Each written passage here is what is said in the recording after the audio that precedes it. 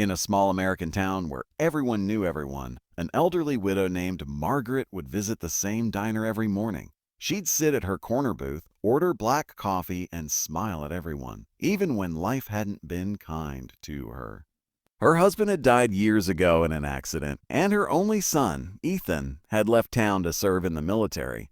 No one had seen him for years. One chilly evening, the diner was packed. Margaret walked in quietly, holding her worn handbag.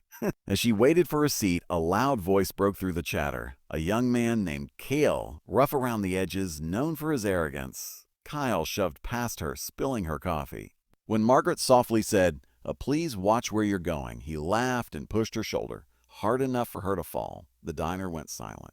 People stared, but no one moved. The old lady trembled, clutching her arm. Kyle smirked. Maybe stay home next time, Grandma." The diner door suddenly opened. A group of leather-jacketed bikers walked in, led by a tall man with piercing eyes and a familiar tattoo. Ethan Walker, president of the Iron Hawks Motorcycle Club. The room froze. Someone whispered, "That's her son." Ethan's eyes locked on his mother, then on Kyle. The silence was deafening. Ethan calmly walked up to Kyle and said, "You think hitting a woman makes you strong?" Kyle tried to talk back, but before he could, Ethan slammed his hand on the table. The sound echoed through the diner. "Apologize," he said, voice low but fierce. Kyle stuttered, realizing who he was dealing with. The bikers behind Ethan stepped closer, their jackets bearing the Iron Hawks emblem.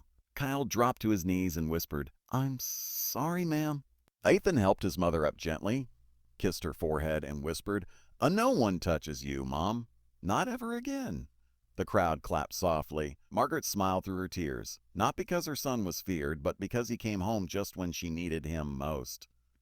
Sometimes the quietest hearts hide the strongest protectors. Never underestimate who's watching over the ones you